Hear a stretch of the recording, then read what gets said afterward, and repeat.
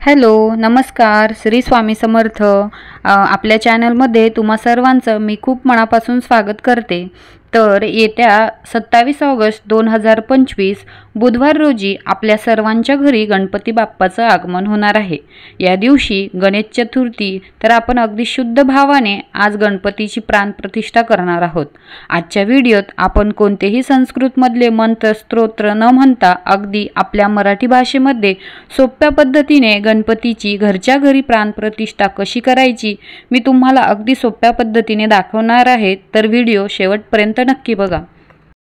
पूजा करताना जे मंत्र असतात ते संस्कृतमधले असतात, पण आपल्या सर्वांना शक्य नाही वाचून म्हणायला गेलं तरी त्याचे उच्चारसुद्धा स्पष्ट होत नाही. तर त्याऐवजी आपण मराठीमध्येच गणपतीची प्राणप्रतिष्ठा कशी करायची ते पाहूया. कारण देव हा भक्तीचा भुकेला आहे. आपण किती शुद्ध अंतःकरणाने, किती मनापासून ही पूजा करत आहोत हे सर्वात महत्त्वाचे आहे. सर्वात आधी ज्या ठिकाणी आपण बाप्पा बसवणार आहोत ती जागा स्वच्छ करून घ्यायची. तुम्हाला जे काही गणपतीचं डेकोरेशन करायचं असेल तर ते तुम्ही आदल्या दिवशी पण करून ठेवू शकता. आणि पूजेसाठी लागणारं सामानसुद्धा आपण आधीच गोळा करून ठेवलं तर ऐनवेळी गडबड होत नाही. पूजेला बसण्याआधी सर्व साहित्य आपल्याजवळ एकत्र घेऊन बसायचं आहे. तर इथे बघा, असं एका ताटामध्ये सर्व वस्तू घेऊन बसायच्या आहेत. तर इथं मी पाणी घेतलेलं आहे, पंचामृत घेतलेलं आहे, त्याच्यानंतर घंटा घेतलेली आहे, हळदी कुंकू घेतलेला आहे, विड्यासाठीचं साहित्य घेतलेलं आहे. यात सर्व वस्तू 5-5 आहेत. ओलं करून कुंकू घेतलेलं आहे. त्याच्यानंतर गणपतीच्या मोठ्या मूर्तीसाठी आणि छोट्या मूर्तीसाठी जानवं घेतलेलं आहे, वस्त्रमाळ घेतलेली आहे, धूप घेतलेला आहे, अगरबत्ती घेतलेली आहे, एक दिवा घेतलेला आहे, त्याच्यानंतर कापूर घेतलेला आहे, चंदन घेतलेलं आहे, अष्टगंध घेतलेला आहे. त्याच्यानंतर इकडे गणपती बाप्पांना नैवेद्य दाखवण्यासाठी इथे पाणी घेतलेलं आहे. त्याचबरोबर खडीसाखर घेतलेली आहे. माझ्या देवघरातील छोटी गणपतीची मूर्ती घेतलेली आहे.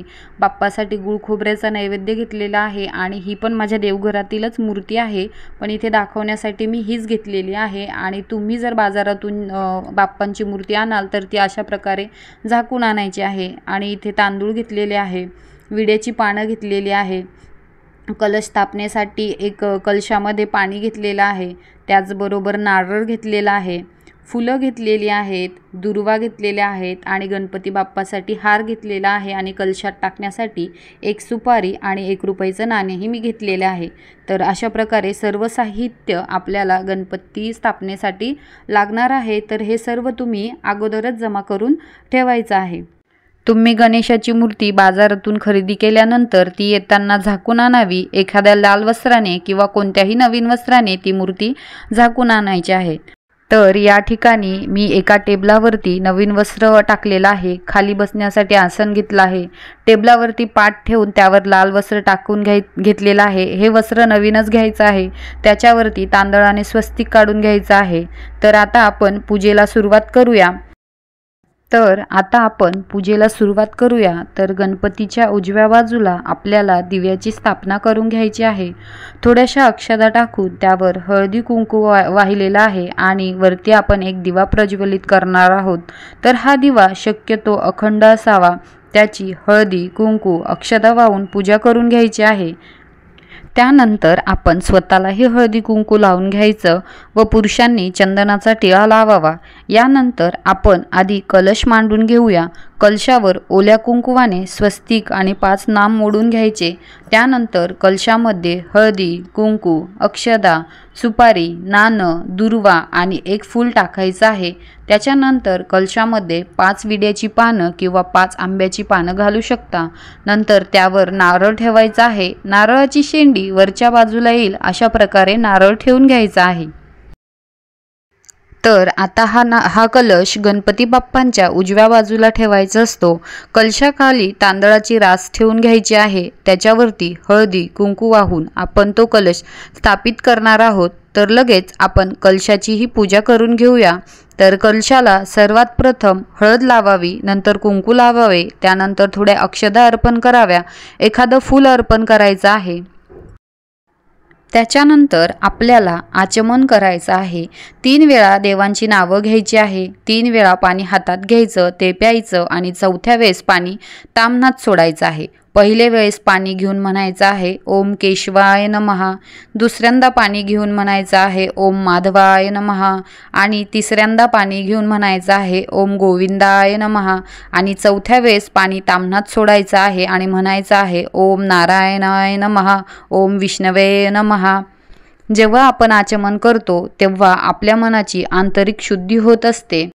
नंतर आपण आपल्या उजव्या हातामध्ये अक्षदा घ्यायची आहे आणि गणपती बाप्पांना प्रार्थना करायची की हे गणराया, माझं सर्व कुटुंब म्हणजे तुमच्या घरामध्ये जेवढे सदस्य असतील त्यांची नावे इथे घ्यायची आहे आणि नंतर म्हणायचं आहे माझ्या घरामध्ये सुख, समृद्धी, आयु, आरोग्य, भरभराट, ऐश्वर्य सर्व काही लाभू दे असं गणरायाला आपण प्रार्थना करायची आहे आणि अक्षदा जिथे गणपती बाप्पा आपण ठेवणार आहोत तिथे टाकायच्या आहे। यानंतर आपण गणेश पूजेला सुरुवात करणार आहोत। तर या ठिकाणी मी माझ्या देवघरातील छोटी बाप्पांची मूर्ती घेतलेली आहे। तुमच्याकडे मूर्ती नसेल तर तुम्ही सुपारी घेतली तरी चालते। सुपारीलाच गणपती मानून आपण त्यांची पूजा करायची आहे। तर सर्वात आधी स्वच्छ पाण्याचा अभिषेक करायचा आहे। यावेळी शुद्धोदक स्नानम समर्पयामी असं म्हणतात। त्याच्यानंतर पंचामृताने स्नान घालायचं आहे। पंचामृत स्नानम समर्पयामी,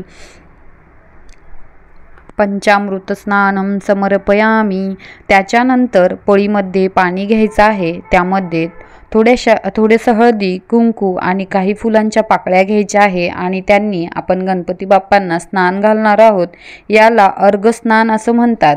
अर्घस्नानम समर्पयामी। त्यानंतर गणपतीची मूर्ती स्वच्छ धुवून त्याला स्वच्छ वस्त्राने पुसून घ्यायचं आहे। प्रत्येक वेळी अभिषेक करताना तुम्ही ओम गणपते नमः या मंत्राचा जप देखील करू शकता। त्याच्यानंतर पाटावरती थोड्या अक्षता ठेवून त्यावर हळदी कुंकू वाहून आपण गणेशाची मूर्ती स्थापन करणार आहोत। तर गणपती बाप्पाला सर्वात प्रथम चंदन अष्टगंध लावून घ्यावे, हळदी कुंकू वाहून घ्यावी। त्यानंतर गणपती बाप्पाला जानवे वस्त्रहार घालून घ्यायचा आहे।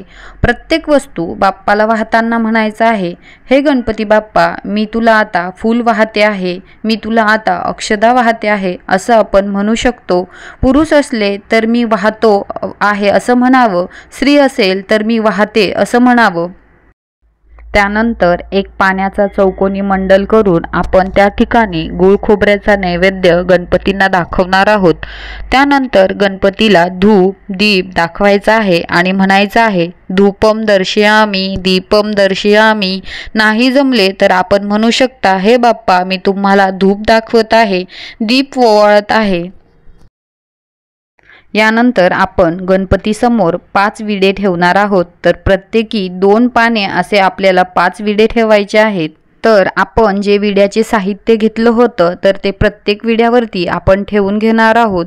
प्रत्येक विड्यावरती सुपारी, हळकुंड, खारीक, बदाम, नाणं असं आपण प्रत्येक विड्यावरती 5-5 ठेवणार आहोत। तसेच प्रत्येक विड्यावरती फूल ठेवावे। तुमच्याकडे फळे असतील तर तुम्ही ते 5 विड्यांवर एक फळ ठेवू शकता। त्यानंतर जिथे आपण तांदळाने स्वस्तिक काढले आहे त्या स्वस्तिकावरती थोडं हळदी कुंकू वाहून घ्यायचं आहे आणि त्यानंतर जी पार्थिव गणेशाची मूर्ती घेतलेली आहे तर ती तिथे आपण स्थापन करायची आहे। मूर्ती ठेवताना ती खूप काळजीपूर्वक ठेवायची, कारण ती पुन्हा विसर्जनाआधी चुकूनही हलवायची नसते। त्यामुळे मूर्ती ठेवतानाच ती काळजीपूर्वक ठेवावी। गणपतीची मूर्ती ठेवताना मोठ्या आवाजात जयघोष करत ठेवावी। गणपती बाप्पा मोरया, मंगलमूर्ती मोरया। त्यानंतर त्या मूर्तीवरती वस्त्र झाकलं असेल तर ते काढून घ्यावे। आपण आता या मोठ्या मूर्तीवर अभिषेक करू शकत नाही, एकतर ती शाडू मातीची असते किंवा प्लॅस्टर ऑफ पॅरिसची असते। तर त्याऐवजी आपण काय करू शकतो तर पाण्यामध्ये एक फूल बुडवून आणि गणपतीवर प्रत्येक वेळी 5 वेळा शिंपडत ओम गणगणपते नमः, ओम गणगणपते नमः, ओम गणगणपते नमः, ओम गणगणपते नमः असं म्हणावं। त्यानंतर ते फूल आपण तिथेच देवांच्या चरणांशी ठेवायचं आहे। त्यानंतर आपण गणपतीच्या मूर्तीला अष्टगंध चंदन लावायचं आहे, हळदी कुंकू लावायचं आहे। प्रत्येक वेळी तुम्ही म्हणू शकता, हे गणपती बाप्पा मी तुम्हाला आता चंदन लावत आहे, अष्टगंध लावत आहे। त्यानंतर जानवे घालावे। जानवे श्री गणेशांना डाव्या खांद्यावरून उजव्या हाताखाली अर्पण करावे। यज्ञम पवित्रम समर्पयामी, गणपती बाप्पा मी तुम्हाला जानवं घालत आहे। त्यानंतर हार अर्पण करावा। यानंतर गणपती बाप्पाला फूल अर्पण करावे। पुष्पम समर्पयामी, किंवा असं म्हणावे, हे बाप्पा मी तुला आता फूल वाहते आहे।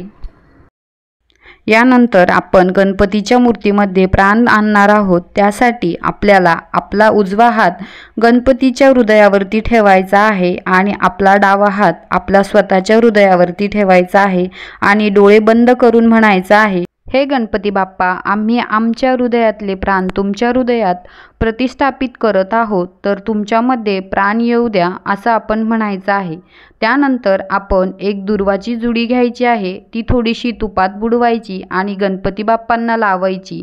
तर सर्वात आधी ती बाप्पांच्या दोन्ही डोळ्यांना लावायची, नंतर हातांना लावायची, पोटाला लावायची, छातीला लावायची, दोन्ही पायांनाही लावून घ्यायची आहे। म्हणजे या दुर्वा तुपात बुडून आपण गणपतीच्या अंगाला स्पर्श करायचा आहे आणि त्यानंतर दुर्वा गणपती बाप्पांना अर्पण करायच्या आहेत।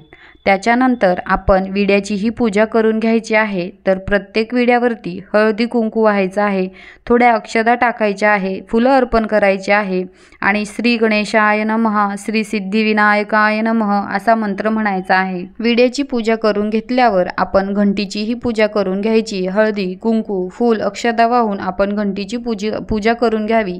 त्यानंतर एक पाण्याचा भरीव चौकोन करून नैवेद्य त्यावरती ठेवणार आहोत। तर बाप्पांना मोदक अतिशय प्रिय आहे, तर तुम्ही इथे बाप्पाला मोदकाचा नैवेद्य दाखवायचा आहे। त्या नैवेद्यावरती हाताने पाणी फिरवून घ्यायचं आहे। नैवेद्यम समर्पयामी, हे गणपती बाप्पा आम्ही आता तुम्हाला नैवेद्य अर्पण करत आहोत, किंवा हे देवा आपण हा नैवेद्य तुम्ही ग्रहण करावा असं म्हटलं तरीही चालेल। त्यानंतर डाव्या हाताने घंटा वाजवून उजव्या हाताने अगरबत्तीने श्री गणेशांना ओवाळावे।